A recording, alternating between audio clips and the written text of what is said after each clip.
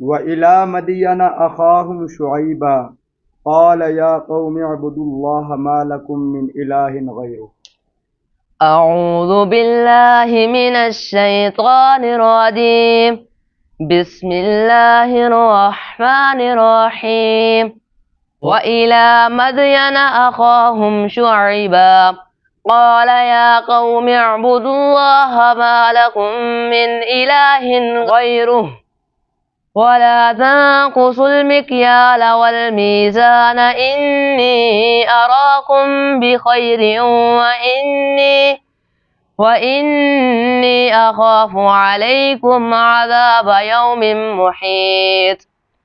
ويا قوم أوفوا المكيال والميزان بالقسط ولا تبخسوا الناس أشياءهم ولا تعثوا في الأرض مفسدين.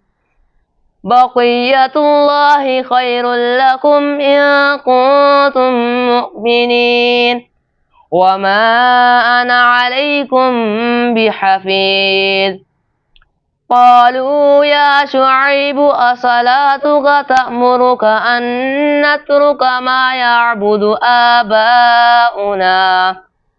آباؤنا أو أن نفعل في أموالنا ما نشاء إنك لأنت الحليم الرشيد.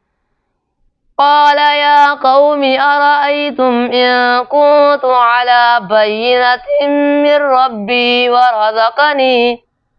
ورزقني منه رزقا حسنا وما أريد أن أخالفكم إلى ما أنهاكم عنه إن أريد إلا الإصلاح ما استطعت وما توفيقي إلا بالله عليه توكلت وإليه أنيب. ويا قوم لا يجرمنكم شقاقي أن يصيبكم مثل ما أصاب قوم نوح أو قوم هود أو قوم صالح وما قوم لوط منكم ببعيد. واستغفروا ربكم ثم توبوا إليه إن ربي رحيم ودود. صدق الله العظيم. ما شاء الله.